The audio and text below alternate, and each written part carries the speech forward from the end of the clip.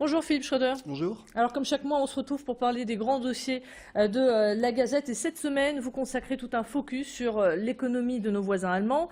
Angela Merkel a été reconduite à la chancellerie, preuve que finalement les Allemands la soutiennent dans sa politique en termes d'économie. Alors l'Allemagne devient un exemple pour certains pays. Est-ce que finalement l'Allemagne a définitivement tourné la page de la crise? Est-ce que c'est le premier pays en Europe qui sort la tête de l'eau?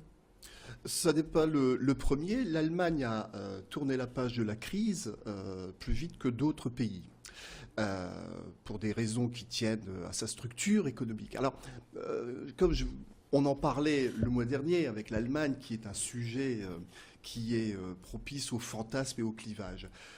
Parler d'économie et rapidement, on vous parlera de l'Allemagne et puis rapidement, ensuite, vous aurez ceux qui sont contre ce fameux modèle allemand et ceux qui sont pour. Alors, ceux qui sont contre dénoncent les petits salaires, les temps partiels que les Allemands sont obligés de cumuler pour aboutir à un salaire convenable. Et puis, vous avez ceux qui sont pour, qui considèrent que tout ce qui se passe en Allemagne est formidable et qui parlent de modèle allemand, sous-entendu, c'est un modèle que la France devrait importer. Je pense que, comme toujours, la réalité est beaucoup plus fine, plus complexe, je ne sais pas, mais plus fine, c'est-à-dire qu'on vient de comparer ce que l'on peut comparer et d'essayer de voir ce qui marche en Allemagne et ce qui pourrait également marcher en France. Donc on est plus sur une observation des bonnes pratiques allemandes plutôt que sur l'importation d'un modèle de façon brutale et totale. Alors, selon vous, c'est quand même celle qui s'en sort le mieux en Europe. Quel est son secret par rapport à nous, finalement, qui avons un fort taux de chômage? Elle s'en sort quand même bien. Elle s'en sort très bien. Mais là encore, il convient d'abord de faire un tout petit peu d'histoire pour rappeler qu'aujourd'hui, on présente l'Allemagne comme le bon élève, la puissance européenne.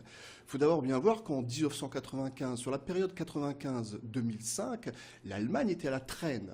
L'Allemagne avait un taux de croissance qui la plaçait en 9e ou 10e position sur les 17 pays qui constituaient alors l'Union européenne. Donc l'Allemagne n'a pas toujours été une puissance économique, un leader tel qu'on la présente aujourd'hui. En revanche, ce qui s'est passé, c'est que l'Allemagne, je ne vous apprendrai rien en vous rappelant que l'Allemagne a connu une réunification. J'ouvre une parenthèse, nous les Français, les Européens, étions tous très heureux de voir les Allemands enfin se réconcilier. On était tous très heureux. En revanche, la facture, les Allemands ont eu à la payer. Et la facture, elle est aujourd'hui sans appel. C'est 2000 milliards d'euros.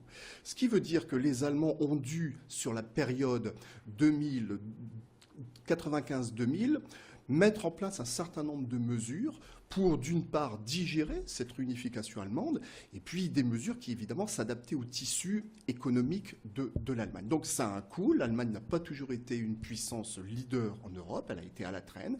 En revanche, ce dont on peut s'inspirer, ce sont des mesures qui ont été mises en œuvre. Le modèle, si vous voulez, n'est peut-être pas à importer totalement, mais en revanche, j'ai envie de dire que le courage politique, le courage pour mettre sur la table un certain nombre de débats, peut-être qu'on aurait à s'en Alors, selon vous, quel genre de mesures on pourrait s'inspirer? Écoutez, d'abord, je pense que ce qui constitue la puissance allemande, c'est ce qu'on appelle le Mittelstand. C'est-à-dire que ce sont les établissements, les entreprises de taille intermédiaire, les fameuses ETI. On peut comparer l'Allemagne à la France parce qu'on a un PIB par habitant qui est sensiblement identique, avec une petite hausse pour les Allemands. On a 3 100 000 entreprises en France, 3 600 000 entreprises en Allemagne. Mais au-delà de ça, on a surtout des entreprises de taille intermédiaire, les ETI, qui sont surreprésentées par rapport à la France. On a 90% du tissu industriel, du tissu entrepreneurial, qui est constitué de ces ETI en Allemagne, quand en France, on est à 30%.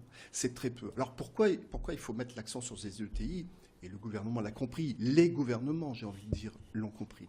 C'est que ce sont des entreprises qui, dans 90% des cas, sont détenues par un actionnariat familial, fortement attachés à leur territoire, c'est-à-dire qu'on connaît des leaders mondiaux allemands qui travaillent essentiellement dans la machine-outil, la chimie ou d'autres activités de ce type, qui ont pour siège une petite ville allemande et qui connaissent un très fort attachement à leur territoire et qui choisissent de développer leur territoire avec des fournisseurs avant de partir à l'export. Ce sont ces ETI qui créent de l'emploi en Allemagne, comme Mais qui en ne sont France, pas autant taxés qui ne sont pas que nous autant, en France. j'ai envie de dire qu'ils ne sont pas autant taxés, même si là, il faut faire très attention lorsqu'on parle de ces différentiels de coûts et de cotisations.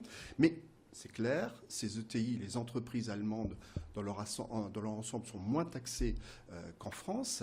Mais les Allemands ont choisi de porter l'accent sur ces entreprises de taille intermédiaire. Elles créent de l'emploi, elles innovent, elles partent à l'export, elles permettent de développer un tissu de fournisseurs au plan régional sans être obligés d'aller à l'extérieur des frontières. Quand nous, en France, nous avons des difficultés pour faire grandir une entreprise et lui permettre de passer du cap de petite entreprise créée au cap de ETI avant de devenir un grand groupe.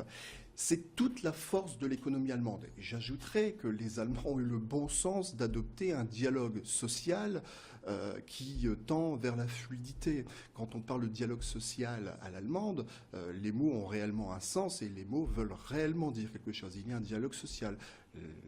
La cogestion avec des représentants de salariés qui siègent au sein des conseils d'administration et qui ne sont pas là pour la décoration.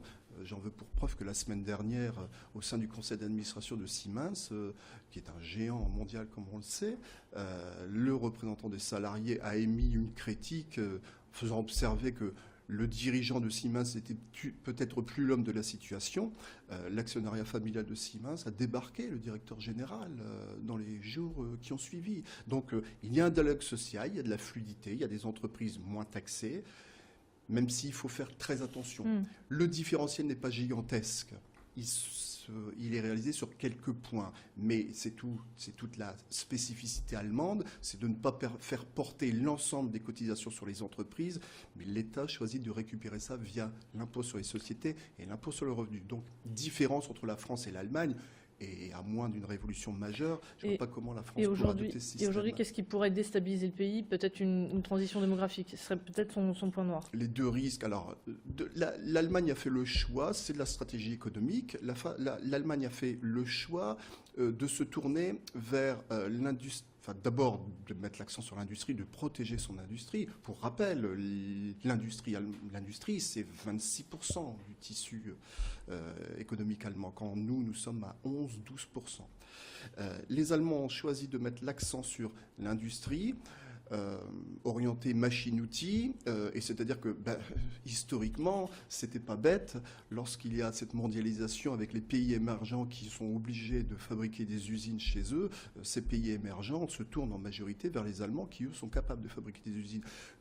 Avant d'en venir à la démographie, juste une petite remarque. Lorsque Renault s'implante à Tanger au Maroc, on peut dire Cocorico, c'est fantastique, c'est Renault, sauf que les machines sont allemandes. Et puis le deuxième risque de l'économie allemande et de la société allemande, c'est sa démographie. L'Allemagne est vieillissante. Sauront-ils trouver les solutions pour faire face à ce risque, à ce danger? Ça, c'est le débat politique qui verra le jour en Allemagne, mais ils en sont parfaitement conscients. Merci beaucoup à Philippe Schroeter d'être Merci, venu Alexandra. sur notre plateau. On se retrouve le mois prochain. Oui, merci.